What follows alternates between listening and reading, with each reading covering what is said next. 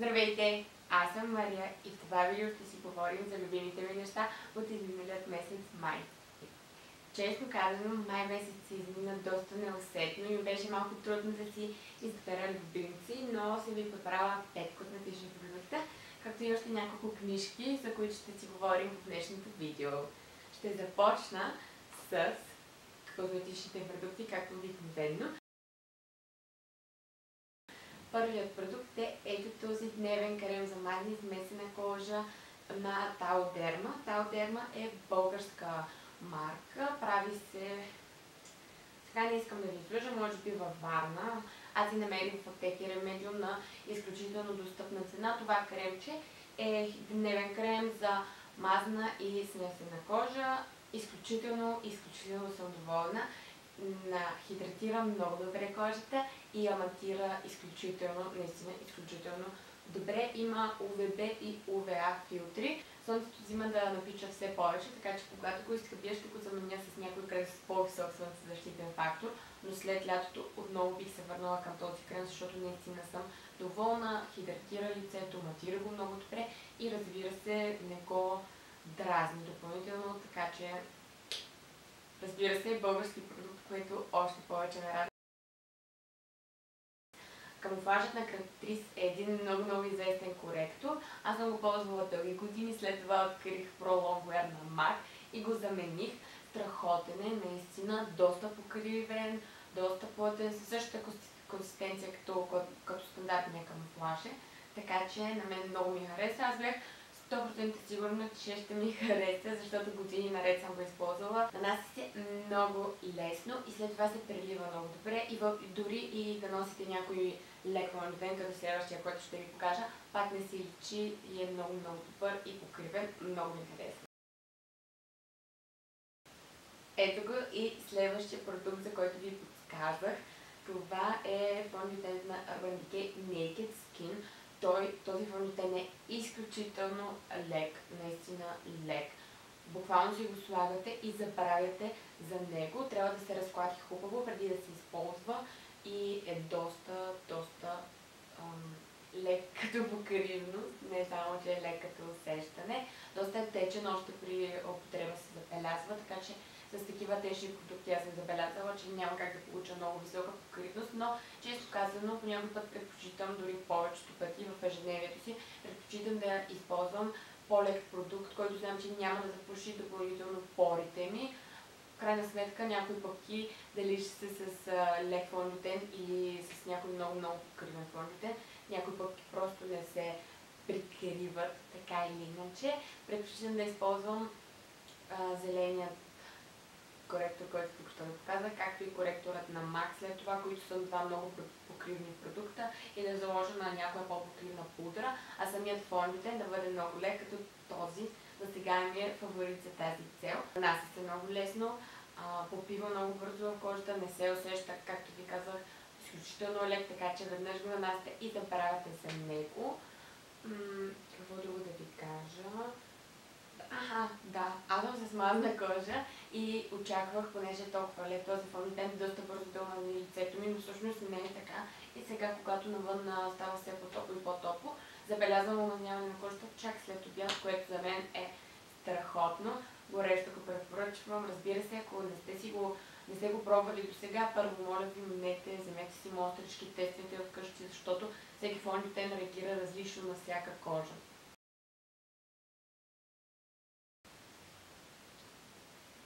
Следващия продукт е един контуриращ стик на Pale Cosmetics. За съжаление, надписите се изтриха. Много ме радва така, когато става, много какво да се прави. Това е един минус на опаковката. Стикът изглежда ето така. Аз съм изхвърлила доста голяма част от него, не знам. Стикът е страхотен за ежедневна употреба, защото ви дава една много хубава бледа сянка. За мен, поне на моята кожа, не е продукт, който бих използвала самостоятелно, но обичам да го използвам като основа за следващият продукт. Много ми харесва, дълготраен е, разнася се лесно и дава наистина страхотна основа за следващия продукт. А следващия продукт е ето тази бронзираща пудра на Tarte в цвят Park Ave Princess. Това е марка, която не е достъпна, за съжаление, в България и в Европа. Аз съм си видимала това маниче, тъй като бях в Америка и чак преди един месец някъде го отворих, за да го тествам. Много красиво, въпреки че в travel size си има така детайли по опаковките, които се забелязват. Няма огледало, но според мен това не е минус. Вътре имаме доста голямо количество проза, което въпреки че е travel size ще го използвам доста дълго време, така че аз много се радвам, че все пак е такова нещо на марката. Страхотен нюанс, страхотен наистина. Стои много красиво на лицето. Сега съм с него, не знам дали ще се бележите. Самият бронзер има много малки бляскави частици, които са наистина страхотни и дават един сънкист ефект на лицето. Много ми харесва. Наистина жалко, че просто не се предлага в България. Любимата ми книга за този месец, също тя е една единствена, защото само не я успях да чета в началото на месеца и заобщо не ми се четеше, но тази успях да прочета за няколко дни. Малко странно е написана. Аз обичам в принцип да чета такива книги за себеоткриване и себепомощ и всякакви такива. Малко странна между те наистина, така, ако мога да я определя, бих казала една идея по-американска, че ми идва, но пък имах няколко много любими цитата от книгата. Сега съм си ги подчертала сами, ако мога да ги намеря. Ето. Ако не можете да понесете факта, че на тази земя има и хора, които ще гледат на вас с безразличие, насмешка или дори враждебност, сте обречени на неуспех, докато се опитвате да ги впечатлите с чара си. Това според мен е един страхотен цитат, който аз ще си изкарам, за да ви си го напомня. Ето ви още един. Да се смята, че има нещо нечестиво в постигането на поставена цел и получаването на възнаграждение за положените усилия, да се приема, че не е редно за определена услуга да се плаща съответната цена и тази позиция да е определена и подкрепена от околните, като принос към света, е пълна глупост, грешно наричана философски поглед на нещата. Това са двата ми най-любими цитата от тази книга. Общо взето, освен с няколко цитата, не можа да ме впечатли с нищо друго. Разбира се, не съжалявам, че я прочетох. За мен няма как да загубиш от някоя прочетена книга. Винаги можеш да спечелиш нещо от книгите. Пак ли ще е съвсем кратко, защото, както и казах, този месец не успях да си избера много любимци. За следващото нещо, което ще сложа в графата странично. Следващото нещо е пазарчето за книги на графа. Оттам успях да си намеря някои неща, които исках от много време. Първата книга, която си вкарабна, Хилядовостта трае 3 години на Фредерик Бек. Много хвалена книга. Аз исках да я прочета от много време. Всъщност не бях тръгнала да не, просто я видях съвсем случайно и си казах, че е време да я взема. Малко е изцапана с кафе, но това нямаше как да го видя, защото тя беше опакована.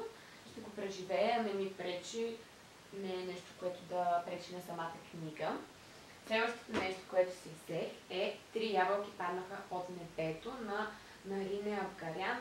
Тази книга не си я взех от пазарчето, взех си от книжарницата. Заглавната страница е страхотна, много ми я похвалиха и съм виждала така често из Инстаграм и из различни постове, така че се надявам и на мен много да ми хареса. И последното нещо, което си взех от пазарчето и за което, честно казано, съм най-развълнувана, е едно старо издание на списание Vogue.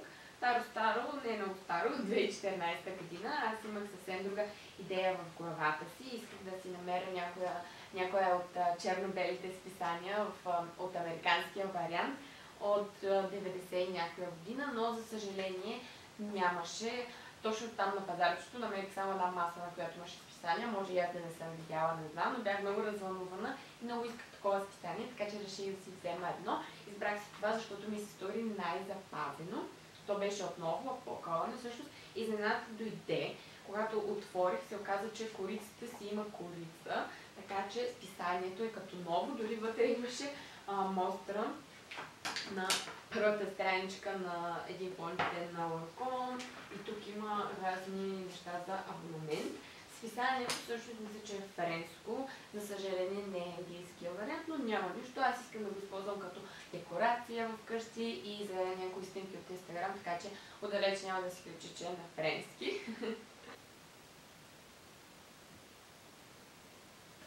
Този месец отново имам любим сериал и това е сериалът Стоте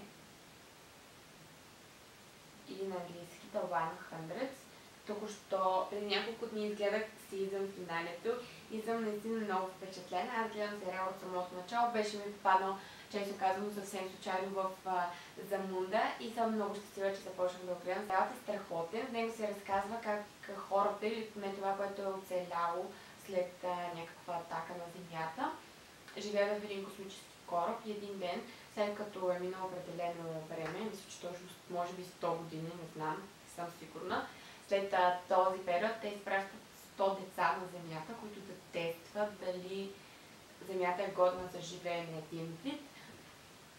Вече. Това е, нали, първи сезон, ние вече сме на трети или четвърти. Сега нещата станаха много интересни, отново имаше проблем с Земята, тя стана необитаема и като цяло пак се наложи част от тях да се върнат назад. Сюжетът е много интересен, така има малко измислици, но въпреки това на мен успя да ми грабне, така да ме впечатли и ще чакам с нетърпение септември месец, надявам се да започнат отново. Имах и няколко любими песни, между другото, този месец. Аз бях абсолютно облагодетелствана, така да го кажа. Сега да видим какво съм си изпълнила в плейлиста. Да, ремиксът на Деспасито с Джастин Бибър страшно много ми харесваше. И след другата песен, която много ми хареса, е I Am The One на DJ Khaled, Justin Bieber, Chance the Rapper и разни други такива. Не знам защо, двете песенички са ми много, много летни. Третата песен е Attention на Чарли Път. Ще извините, ако бъркам името, също много ми хареса, но определено Деспасито е песен на месеца. Мисля, че вече почти всички хора, като я чуят и им става лошо, но на мен е много лятна и обичам да си я слушам. Това бяха всички любимци за изминалият ми май месец. Надявам се видеото да ви е харесало. Абонирайте се за канала ми, за да се видим следващия път.